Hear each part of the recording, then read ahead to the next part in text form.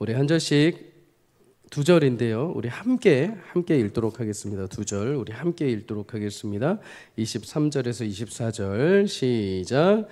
너희 하나님 여호와께서 요단물을 너희 앞에 마르게 하사 너희를 건너게 하신 것이 너희 하나님 여호와께서 우리 앞에 홍해를 말리시고 우리를 건너게 하심과 같았나니 이는 땅의 모든 백성에게 여호와의 손이 강하신 것을 알게 하며 너희가 너희 하나님 여호와를 항상 경외하게 하려 하심이라. 아멘. 오늘 본문을 가지고 새로운 시대를 소망하다라는 제목으로 말씀을 나누도록 하겠습니다. 올해부터 시작되는 이제 새로운 계획들이 있는데 오늘 50주년이기 때문에 50주년 감사의 은혜를 먼저 말씀으로 나누려고 합니다. 서울삼강교회 50년의 긴 세월을 인도해 오신 하나님께 영광을 올려드립니다. 사랑하는 여러분, 교회의 주인은 하나님이십니다. 하나님이십니다. 하나님께서 교회를 시대마다 필요에 따라 세우시고 또 쓰임받게 하시고 하나님 나라의 이정표로 삼아 주셨음을 기억하십시오. 교회는 그냥 사람들이 의기투합해서 만든 것이 아니라 하나님께서 주의 몸된 피값을 대신해서 세우신 교회입니다. 요한계시록에 보면은 교회에 세워진 그 촛대, 교회의 사자라고도 할 수 있지만 교회에 세워진 그 생명의 촛대 사이를 거니시는 분이 계셨습니다. 예수 그리스도이시죠. 예수님이 그 촛대 사이를 거니시며 교회들을 주장하시고 교회들에게 말씀하시는 장면들이 나옵니다. 무슨 말이냐? 여러분, 교회의 생명의 촛대를 예수께서 가지고 계시는 줄 믿습니다. 그런 의미에서 보자면 서울 삼강교회가 75년도에 예배를 시작해서 50년 동안 그 사명을 여러 가지 어려움 가운데서도 감당하고 온 것은 하나님께서 우리 교회를 붙들어 주셨기 때문인 줄 믿습니다. 교회의 촛대를 하나님께서 옮기지 않으신 것이죠. 여러분, 끝까지 하나님께서 이 촛대를 붙잡아 주시고 불을 활활 타오르게 하시는 은혜를 주시기를 간절히 소망합니다. 하나님은 이 교회를 위해서 많은 선진들을 사용하셨습니다. 구약의 많은 선지자들, 왕, 또 믿음의 백성들을 사용하신 것처럼 하나님은 개척 초기부터 해서 목회자들, 또 이름도 없이 빛도 없이 자신의 전생애와 또 물질과 집을 하나님 앞에 드리며 살아온 주님의 사랑하는 성도들의 눈물과 기도로 하나님은 이 교회를 세워 오셨습니다. 때로는 모질고 힘든 어려움들이 있었지만 그럼에도 주님이 그러한 신실한 종들을 긍휼히 여기셔서 교회를 견실하게 흔들리지 않고 묵묵히 지금까지 하나님의 교회로 세워 오신 줄 믿습니다. 그리고 여러분, 이제 우리 새로운 시대를 출발하게 되었습니다. 과거부터 힘써온 우리 성도님들의 그 헌신과 수고뿐만 아니라 그 뒤를 위해서 이제 우리가 2대, 3대, 4대, 5대 교회를 계속 이끌어갈 성도님들과 미래 가운데 하나님이 동일한 은혜를 베풀어 주시기를 소망합니다. 성경에 보면 50년이란 숫자가 나옵니다. 우리 흔히 희년이라고 알고 있죠. 레위기 25장에 보면은 희년이 나옵니다. 희년. 이스라엘 백성들은 매 7년마다 안식년을 가졌습니다. 7년째 되면은 땅도 쉬고 백성들도 그 전까지 수확했던 것들을 먹으면서 7년 동안은 하나님이 명하신 대로 안식을 취하는 해였죠. 이 7년 안식년이 7번 지나면 49년째가 됩니다. 그리고 7번이 지나고 그 다음 해가 이제 50년이 되는데 하나님은 레위기 25장에서 이 50년을 희년으로 공포하게 하셨습니다. 희년이라는 날은 단순히 그냥 쉬고 그냥 편하게 안식하는 날이 아니라 그거보단 조금 더 차원이 깊습니다. 희년에 하나님이 제사장들을 통해서 나팔 소리가 울리게 하심으로 모든 자들이 원래 자신의 소유로 돌아가는 날입니다. 각기 자기의 가족으로 돌아가는 날이요, 자기의 소유를 다시 회복하는 날이죠. 모든 소유가 원래 주인에게로 다시 돌아가는 날입니다. 사정상 내가 토지를 가지고 있었는데 내가 토지를 어쩔 수 없이 사정상 팔거나 또는 내가 빼앗기거나 또는 내가 토지를 잃어서 종으로 살고 있다 하더라도 다시 50년째가 되는 해에 나팔이 불면 여러분 그 땅을 다시 내가 회복하는 것입니다.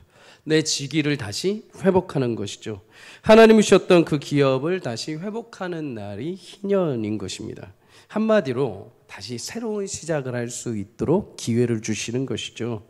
여러분, 50년의 시간을 우리 교회가 지나오면서 좋은 일들도 있었지만 얽매임과 상처와 억울한 일들도 분명히 있었을 것입니다. 이거는 교회에서 절대 해결이 안 돼. 이거는 우리에게 너무 무거운 짐이야 하면서 풀지 못한 아픔들이 있었을 것입니다. 그러나 여러분, 오늘 이 자리 희년을 맞이하여 50년의 세월을 맞이하여 하나님이 다시 이 희년이 선포될 때 우리의 얽매였던 상했던 모든 아픔들이 다시 풀리고 우리 교회가 또 개인의 성도가 새롭게 시작하는 귀한 은혜의 날이 되기를 주의 이름으로 축복합니다. 여러분, 우리 교회에 부여하신 사명, 곧 하나님의 영광을 다시 새롭게 회복하는 교회가 되기를 소망합니다. 하늘과 땅을 연결하는 교회가 되기를 축복합니다. 우리의 예배와 찬송과 기도가 하나님 앞에 상달되고 하나님의 뜻과 하나님의 역사와 은혜의 복이 내려지는 교회가 되기를 축복합니다. 하나님을 경외하는 교회, 하나님을 사랑하고 감격하는 가운데 믿음의 결단과 헌신의 놀라운 변화가 일어나는 교회가 되기를 축복합니다. 하나님 말씀이 선포되고 말씀을 따라 순종함으로 걸어가는 교회가 되기를 축복합니다. 그래서 학계 2장 9절은 우리에게 이런 소망을 주십니다. 함께 읽습니다. 시작. 이 성전의 나중 영광이 이전 영광보다 크리라. 만군의 여호와의 말이니라. 내가 이곳에 평강을 주리라. 만군의 여호와의 말이니라. 아멘. 하나님의 말씀은 실수가 없는 줄 믿습니다. 하나님을 경외하는 교회, 하나님을 사랑하고 하나님을 갈망하는 성도에게 하나님 새로운 꿈을 꿀 수 있는 새로움을 맞이하게 하십니다. 여러분, 지나온 날보다 하나님께서 앞으로의 우리 교회의 날, 우리 교회를 통해서 일하실 것이 더 기대되는 교회가 되기를 축복합니다. 반드시 하나님이 그 일을 이루실 줄 믿습니다. 저는 오늘 여호수아서의 말씀을 통해서 50년을 지나 이제 새로운 시대를 마주하는 우리가 가져야 될 영적 교훈이 무엇인지 함께 본문을 통해서 만나보고 싶습니다. 여러분, 세대는 흘러가게 되어 있습니다. 그리고 지나가게 되어 있습니다. 세월을 붙잡을 수 있는 사람은 아무도 없습니다. 사진전을 보시면 어찌나 그렇게 다들 어여쁘시고 어찌나 그렇게 다들 막 얼굴에 생기가 있으시고 열정이 있으시던지요. 지금도 아름다우십니다. 지금도 이쁘십니다. 지금도 멋지십니다. 그러나 가는 세월을 우리가 붙들 수 없죠. 여러분, 이스라엘 광야도 40년을 지나면서 새로운 세대의 교체가 일어나게 되었습니다. 영광스러운 주님과 동행했으며 광야 40년을 이끌었던 모세의 뒤를 이어서 이제 그의 수종자 눈의 아들 여호수아를 하나님이 세우십니다. 이스라엘도 마찬가지죠. 하나님이 약속의 땅 가나안에 그를 통해서 들어가게 하실 때 리더 여호수아만 바꾼 것이 아니라 이스라엘도 바뀌어 있었습니다. 광야 1세대는 모두 광야에서 죽었지만 이제 2세대가 가나안 땅을 들어가는 세대가 되었죠. 그런데 여러분, 이렇게 리더도 바뀌고 세대도 바뀌지만 이스라엘을 인도하신 진정한 목자이신 여호와 하나님은 바뀌지 않으셨습니다. 여러분, 세대가 흐르고 시간은 지나지만 변치 않으시는 분이 있습니다. 여호와 하나님이신 줄 믿습니다. 하나님은 그의 백성을 지키시는 이요 졸지도 주무시지도 않으시는 분입니다. 변함도 없으시고 회전하는 그림자도 없으신 분이십니다.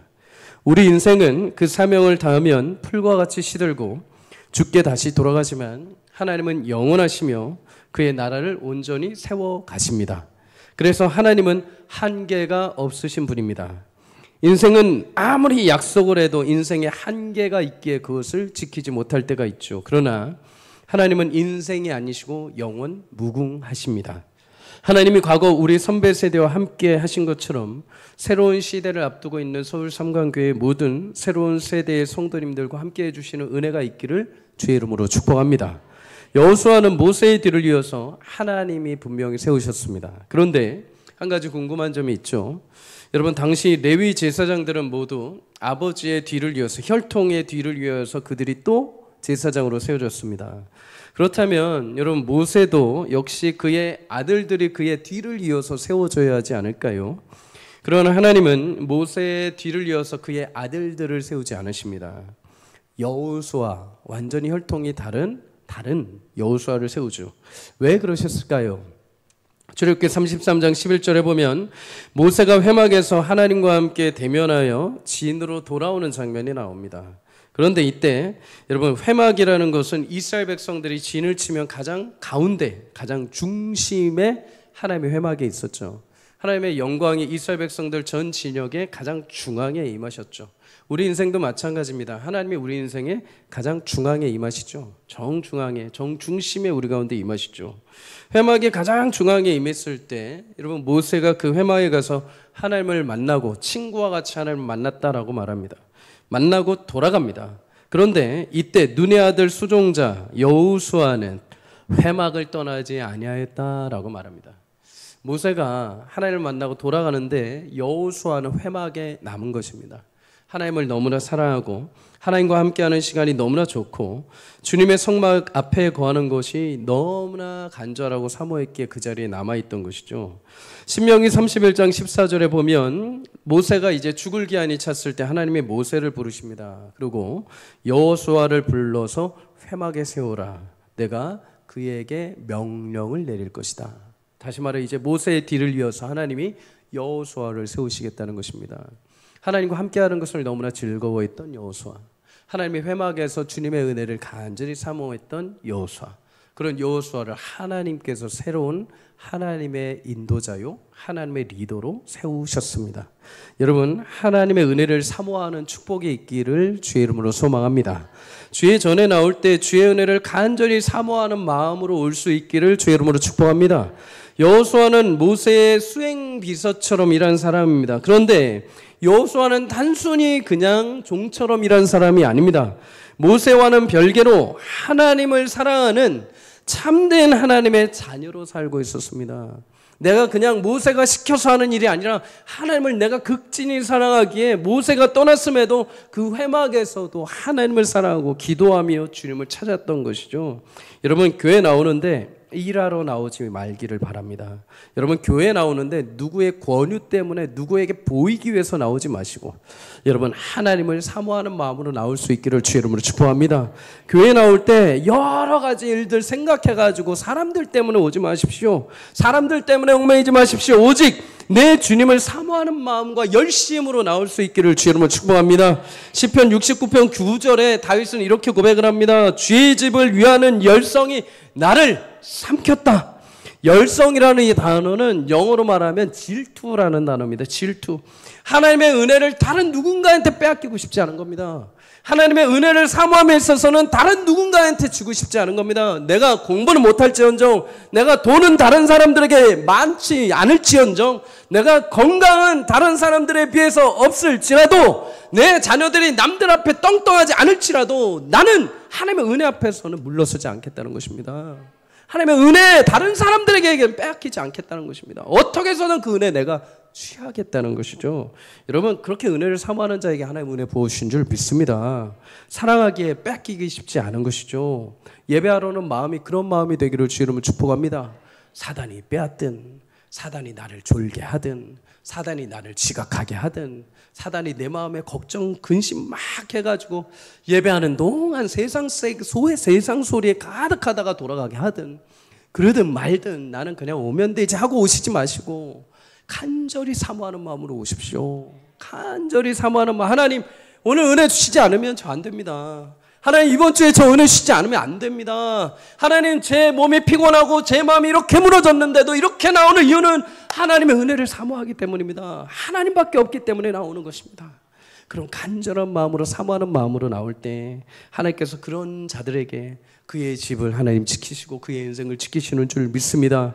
사랑하는 여러분, 하나님은 주의 집을 사모하는 자, 주의 은혜를 사모하는 자를 기뻐하시고 그를 축복하실 줄 믿습니다. 여러분 이렇게 주를 향한 은혜를 사모하는 열성이 있는 자들에게는 특징이 몇 가지 있습니다. 여호수아 3장 1절에 이렇게 말합니다. 우리 함께 읽습니다. 시작. 또 여호수아가 아침에 일찍이 일어나서 그와 모든 이스라엘 자손들과 더불어 시딤에서 떠나 요단에 이르러 건너가기 전에 거기서 유숙하니라. 아멘. 하나님은 이제 여호수아에게 약속하신 가나안 땅의 큰 성 여리고를 눈앞에 두고 가장 가까운 요단을 이제 건너게 하십니다. 그 명령을 받은 여호수아가 아침 일찍 일어나자마자 백성들을 이끌고 시딤에서 요단 근처까지 가게 됩니다. 시딤은 요단강에서 조금 뒤에 물러나 있는 지역입니다. 그런데 하나님 말씀을 받고 요단 바로 앞에까지 간 거죠. 그리고 거기서 사흘을 유했다라고 말을 합니다. 근데 여기서 한 가지 특이한 점이 있죠. 여러분 2절에 보면 그렇게 유숙한 이후에 사흘 후에 요단을 건너게 됐다라고 말합니다. 요단을 바로 건너지 않을 것임에도 불구하고 여호수아는 백성들을 이끌고 사흘 전에 미리 요단 앞에까지 가 있습니다. 요단 앞에까지 와서 미리 준비를 한 것이죠. 우리가 여호수아에게 한 가지 배울 것이 있습니다. 여러분 하나님이 마음을 주시면 즉각 준비하고 움직여야 합니다. 여러분 여호수아는 하나님 말씀하시긴 했는데 언젠간 주시겠지, 언젠가 가라고 하시겠지, 말씀하시면 그때 가면 되지, 이렇게 게으르게 있지 않았습니다. 여러분 미리 요단 앞에 가서 만반의 준비를 다 하고 있었습니다. 일명 스탠바이를 하고 있었던 것이죠. 여러분 이것은 하나님 말씀 앞에선 여호수아의 자세가 뭔지를 우리는 볼 수 있습니다. 그가 얼마나 하나님이 이루시고자 하시는 말씀을 사모했는지, 그리고 그 말씀에 설려해서 그 자리에 머물지 못할 정도로 어떻게 해서는 빨리 아침에 일어나서 빨리 백성들을 요단 앞까지 이끌어 갈 정도로 그의 마음이 막 설레고 기대가 넘쳤던 것입니다. 여러분 어떤 분들은 이런 분들이 있습니다. 하나님 말씀으로 혹은 하나님께서 어떤 사람들을 통해 권면하실 때 지금 하나님 앞에 예배해야 돼, 기도해야 돼, 이럴 때마다 저는 됐습니다, 여기가 좋습니다, 그럼 때가 될 때 되겠지요 하면서 그냥 멈춰 있고 손을 흔드시는 분들이 있습니다. 특세를 하거나 집회를 할 때도 함께 가자, 가서 은혜를 누리자, 가서 하나님 앞에 기도하자 하면은 저는 됐습니다, 저는 피곤해서 안 됩니다, 저는 때가 되면 가겠습니다, 저는 그냥 집에서 하겠습니다 하시는 분들이 계십니다. 여러분 권면합니다. 올 한 해 하나님 말씀을 통해서 여러분들에게 도전해 오신다면 준비할 수 있는 은혜가 있기를 주 이름으로 축복합니다. 여러분 게으르게 하나님 명료하셨음에도 때가 되면 되겠지가 아니라, 여러분 지난주에도 말씀드린 것처럼 하나님 나라를 침노하는 자들이 되기를 주 이름으로 축복합니다. 기대하고 사모함으로 준비하는 자들에게 하나님께서 그 은혜의 단비를 내려주실 것입니다. 언제라도 하나님이 말씀하시고 시작하라고 말씀하시면 여러분 준비할 수 있는 자들이 되기를 바랍니다. 여러분 소풍을 갈 때 아이들은 그 전날 밤에 잠을 이루지 못합니다. 몸은 침대에 있지만 이미 머릿속과 마음은 소풍에 가 있습니다. 여러분 하나님의 약속의 말씀은 앞으로 우리에게 이루시고자 하는 하나님의 아름다운 미래에 대한 소망과 그림들로 가득 차 있습니다.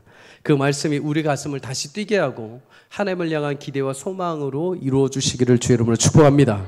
여호수아는 하나님의 명령을 따라서 이제 이스라엘 백성들을 미리 준비시킵니다. 너희가 이제 요단을 건너게 될 것이다. 그런데 여러분 이때 요단을 건너기 전에 두 가지 중요한 사실을 알려줍니다. 3절을 우리 함께 읽습니다. 3장 3절 시작. 백성에게 명령하여 이르되 너희는 레위 사람 제사장들이 너희 하나님 여호와의 언약궤 매는 것을 보거든 너희가 있는 곳을 떠나 그 뒤를 따르라. 아멘.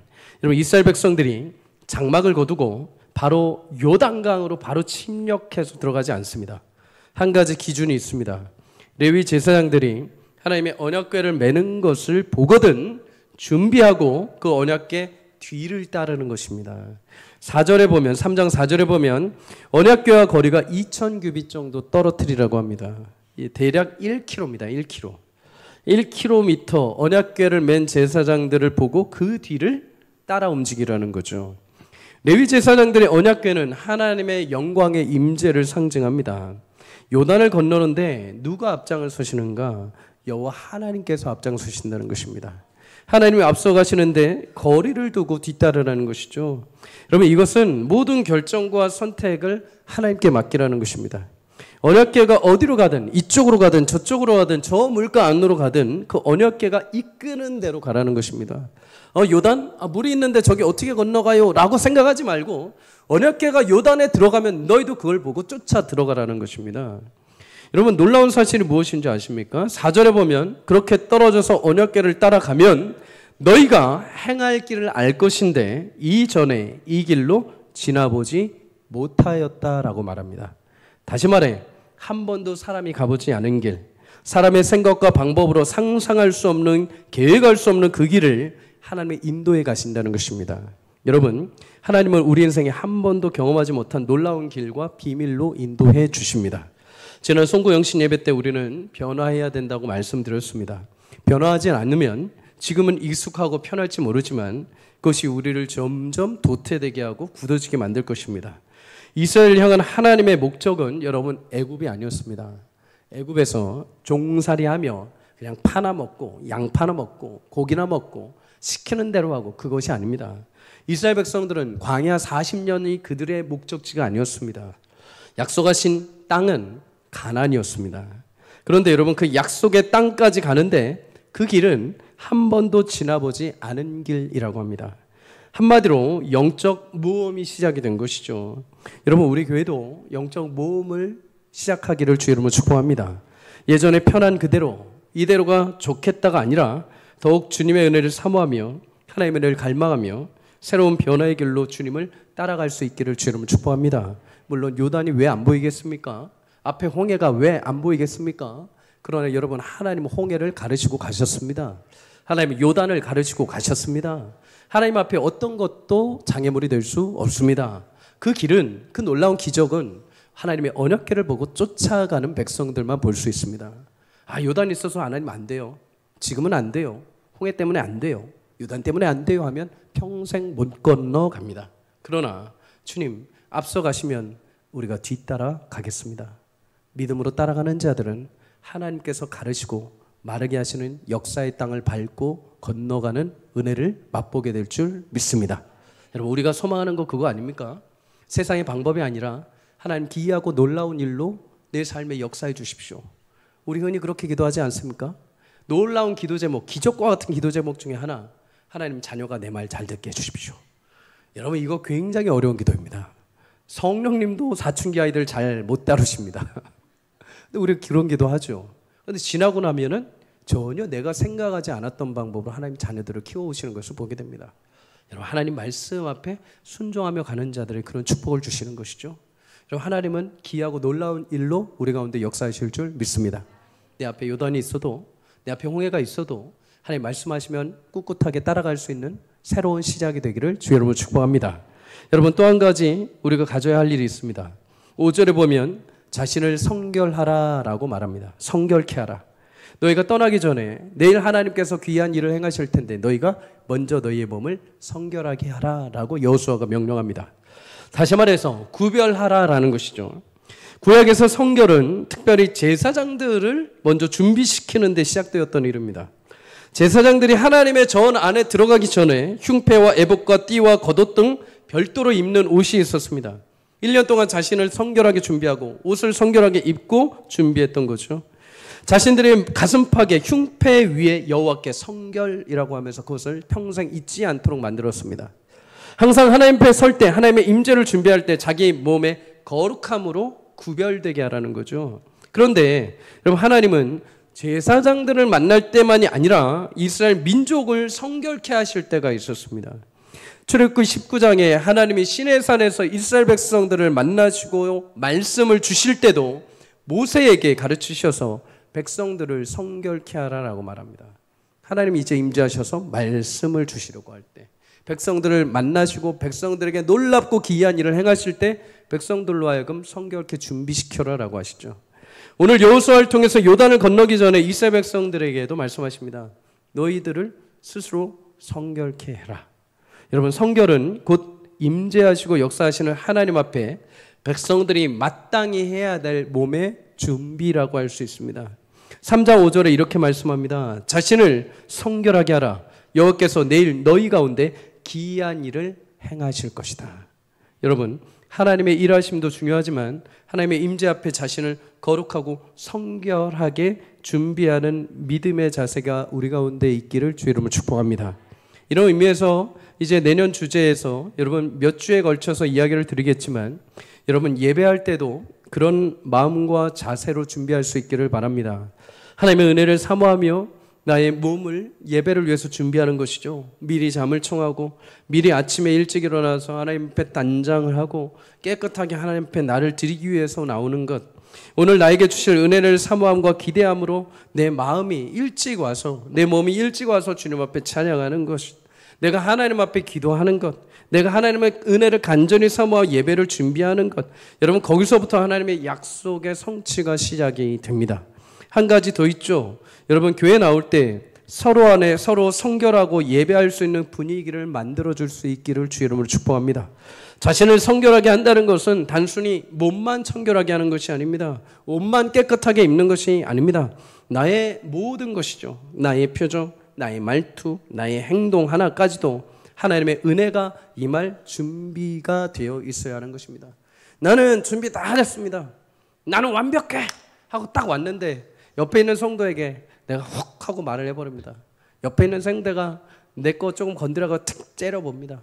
아침에 주차장에 딱 들어오는데 주차하는데 너무 힘들어서 막 짜증을 막 주차팀한테 있는 대로 없는 대로 다 내버립니다. 섬기는 사람들은 얼마나 주일날 예배를 사모하고 섬기러 왔는데 얼마나 가슴에 상처가 임하겠습니까? 사랑하는 여러분, 우리의 온몸과 말과 행실이 하나님 앞에 예배할 때마다 성결로 준비될 수 있기를 주의 이름으로 축복합니다. 하나님의 기이한 일들은 그렇게 자신을 성결케 준비하는 자들에게 임하시는 줄 믿습니다. 로마서 12장 1절에 말합니다. 그러므로 형제들아 내가 하나님의 모든 자비하심으로 너희를 권하노니 너희 몸을 하나님이 기뻐하시는 거룩한 산제물로 드리라. 이는 너희가 드릴 영적 예배니라. 너희가 무엇인가 가져와서 멋지게 무엇인가 이렇게 주머니에서 내서 멋진 것이 아니라 너희를 드리라고 합니다. 너희 나를 드리라고 합니다. 나를 하나님 앞에 성결하게 아버지 하나님 내 삶을 나의 입술을 나의 몸을 오늘 주님 앞에 올려드립니다. 아버지 기뻐 받아 주십시오. 그런 은혜가 있을 때 여러분 삶에 하나님의 크신 은혜와 역사가 임할 줄 믿습니다. 여러분 여호와 하나님 앞에 나의 몸을 성결하게 함으로 주의 귀한 일을 맛보는 축복이 있기를 주의 이름으로 소망합니다. 그런데 여러분 준비한 이스라엘은 하나님의 이제 명령에 따라서 요단을 건너게 됩니다. 언약궤를 맨 제사장들이 가장 먼저 요단에 들어갔을 때 하나님은 그렇게 물이 많이 넘치는 요단의 곡식을 거두는 그 시기에 그 물까지도 마르게 하십니다. 그리고 그곳으로 그 뒤에 이스라엘 백성들이 건너가게 하시죠. 그런데 여러분 이때 하나님은 요단을 그냥 휙 건너가고 끝나게 하시지 않습니다. 여호수아 4장에 보면 하나님은 12지파의 각 사람 한 명씩을 택하게 하셔서 그들로 하여금 요단강 언약궤를 메고 있는 제사장들이 서 있는 그곳에 12개의 돌, 12명이 하나씩 돌을 가져가서 그곳에 돌을 세우게 합니다. 요단강 한복판에다가. 또한 반대로 그곳에서 12개의 돌을 취하여서 이제 새롭게 거닐게 되는 길갈이라는 곳에 가서 12돌을 세워놓게 하십니다. 기념비를 세워놓게 하신 것이죠. 그 이유는 그의 자손들에게 나중에 그 역사와 하나님의 일하심을 알려주시기 위함입니다. 아버지 길갈에 있는 저 12돌은 도대체 무슨 의미예요? 왜 저렇게 웃기게 서 있어요? 12개가 쭈루루룩 서 있네요. 무슨 의미예요? 라고 했을 때 이것은 너희 하나님, 우리 하나님 여호와께서 너희 조상을 홍해에서 마른 땅이 되게 하고 건너게 하신 것처럼 저 요단을 하나님께서 우리로 하여금 건너게 하셨다. 이거를 상징하는 것이다. 알려주라는 것이죠. 여호수아 4장 21절에 보면 너희 자손들이 그들의 아버지에게 묻기를 이 돌들이 무엇이냐라고 물을 때 하나님이 이스라엘 마른 땅을 밟고 요단을 건너게 하셨다라고 말합니다. 이어서 오늘 본문의 이야기를 하죠. 우리 본문 다시 한번 읽습니다. 시작. 너희의 하나님 여호와께서 요단물을 너희 앞에 마르게 하사 너희를 건너게 하신 것이 너희 하나님 여호와께서 우리 앞에 홍해를 말리시고 우리를 건너게 하심과 같았으니 이는 땅의 모든 백성에게 여호와의 손이 강하신 것을 알게 하며 너희가 너희 하나님 여호와를 항상 경외하게 하려 하심이라. 아멘. 교회가 하나님의 역사를 사모하며 사명을 감당함과 동시에 중요하게 여겨야 하는 것이 있습니다. 그것은 그 믿음의 역사를 이루신 하나님에 대해서 후손들에게 그 믿음을 가르쳐주고 알려줘야 하는 것입니다. 하나님은 항상 교회 공동체 안에 다음 세대에 대한 믿음의 전수를 굉장히 중요하게 여기셨습니다. 우리가 흔히 교회라고 하면 신약시대 교회만을 생각할 수 있습니다. 그런데 여러분 모세와 함께했던 광야 이스라엘 백성들도 우리가 교회라고 합니다. 광야교회라고 합니다. 교회는 하나님을 경외하는 자들의 모임 공동체이기 때문이죠. 그래서 이스라엘 백성들 광야에 있을 때 광야교회라고 합니다. 하나님은 광야에서 이스라엘 세대를 향해서 신명기 6장에 그의 자녀들에게 부지런히 집에서 길에 서나 그의 말씀을 강론하고 손목에 매어 기호를 삼고 미간에 붙여 표를 삼고 집 문설주 바깥문에 기록해서 가르쳐라 라고 할 정도로 자녀들 다음 세대에게 하나님의 살아계심과 말씀을 가르치도록 명령하셨습니다. 그리고 오늘 요단 도하의 기적 가운데서도 하나님은 기적만 경험하고 끝나는 것이 아니라 요단 앞에 하나님의 권능의 손으로 조상들과 함께 하신 마른 땅을 건너게 하신 하나님의 역사를 돌을 세워서 그 다음 세대에게 알려주라는 것이죠. 사랑하는 여러분, 우리 교회가 하나님의 역사와 은혜를 많이 경험하고 다음 세대에게 그 믿음의 놀라운 하나님의 일하심을 전수하고 전해주는 세대가 되기를 주의 이름으로 축복합니다. 50년의 시간 그 가치는 굉장히 중요합니다. 그러나 50년 동안 우리가 잘 버텼다, 잘 살아왔다로 끝낸다면 그건 그냥 숫자 싸움에 불과합니다. 50년 동안 하나님이 우리를 어떻게 인도하셨는지 봐라. 그리고 너희도 하나님께서 그렇게 인도해 가실 것이다. 이것이 우리에게 목적이 되어야 하는 것이죠. 50년 됐다고 그냥 기념잔치하고 끝나서는 절대 안 되는 것이죠. 여러분, 믿음을 지켜온 선배 세대 너무나 중요합니다. 그런데 그와 동시에 그 믿음을 이어서 다음을 세워갈 우리 다음 세대도 굉장히 중요하죠. 다음이 없다면 미래는 없는 것입니다. 열심히 지켜온 교회와 신앙이 나에 대해서 끝나는 것이 아니라, 나에 대해서 멈춰버리는 것이 아니라 내 다음을 이어서 다음 세대에게도 그 믿음이 흘러가기를 주의 이름으로 축복합니다. 최근에 어떤 전사님을 만났는데 모 교회에서 집사로 있다가 전도사로 사역을 하신 분입니다. 그런데 모 교회에서 시작하다 보니까 교회에 이제 여러 가지 모습들을 보게 된 겁니다. 평신도 때는 안 보여줬던 것들이 보이기 시작을 한 거죠. 많이 힘들고 어렵습니다. 그런데 더 힘들었던 건 무엇이냐? 평신도 때 친구 집사들이 교회에 있는데 이제 편하게 대화를 못하는 것입니다. 이제 교육자가 되다 보니까 이제 편하게 성도님들이 되어 있는 친구들하고 대화를 못하는 거죠. 그러면서 가장 안타까워하는 것이 자신의 모교회가 사라지는 느낌이 들더라는 것입니다. 내가 분명 이 교회 출신이고 이 교회에서 내가 전도사가 되었는데 이 교회가 이제 내 모교회가 아니라 내 사역지가 되어버린 것입니다. 모교회처럼 친구들과 쉽게 대화하거나 그럴 수도 없는 상황이 된 것이죠. 그래서 그 느낌이 들어오니까 너무나 안타깝다는 것입니다. 그렇죠. 여러분, 우리가 부모님이 소천하시고 나면 내가 살던 고향이 사라지는 느낌이 듭니다. 교회도 마찬가지입니다. 자녀들에게는 교회가 영적인 고향이 되어줘야 합니다. 세상에서 아무리 시달리고 힘들고 어려워도 교회에 딱 왔을 때 영적인 부모님들이 가득해서 격려하고 사랑하고 그래도 하나님이 하실 것이다. 하나님이 나도 그런 어려운 상황을 지나왔는데 하나님이 인도해 주시더라. 걱정하지 마라. 하나님이 너를 부욕케 하실 것이다. 하나님이 너를 온전케 하실 것이다. 라는 정말 믿음의 풍요로운 믿음의 선배 부모님들이 계실 때 여러분, 그 믿음의 아름다운 은혜가 우리 다음 세대에게 계속 이어져가는 축복이 임할 줄 믿습니다. 여러분, 하나님의 강한 손이 교회와 함께 해 오셨습니다. 그리고 하나님의 그 영광과 주권이 이제 세대를 넘어 다음 세대에게도 전달되기를 주의 이름으로 축복합니다. 바라기는 여러분, 믿음의 50년 동안 열심히 씨를 뿌려오신 성도님들 너무나 애쓰셨습니다. 아직은 모르겠습니다. 그 씨가 얼만큼의 열매를 맺게 될지 또 모르겠습니다. 저도 여기서 10년, 20년 하면서 더 씨를 계속 뿌려야 될지도 모르겠습니다. 그런데 어느 누군가는 그 마지막 씨를 뿌렸던 귀한 열매를 맛보게 되는 순간이 오게 될 줄 믿습니다.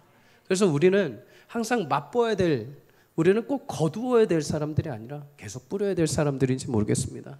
계속 눈물로 씨를 뿌리고 기도로 씨를 뿌리고 말씀으로 씨를 뿌리고 지금은 보이지 않는 것 같지만 어떻게든 사랑을 계속 뿌렸을 때 마지막 그 끝에 우리 존귀하신 주님이 오셔서 그 아름다운 수확을 주님께서 얻어내실 줄 믿습니다. 사랑하는 여러분, 50년 동안 달려오시느라고 애쓰셨습니다. 우리 초기 멤버이신 우리 성도님들 참 애쓰셨습니다. 여러분들의 눈물과 수고와 땀, 이 벽돌에, 이 건물에 또 하나님께서 예배에 여러분들의 땀과 수고를 담아주신 줄 믿습니다.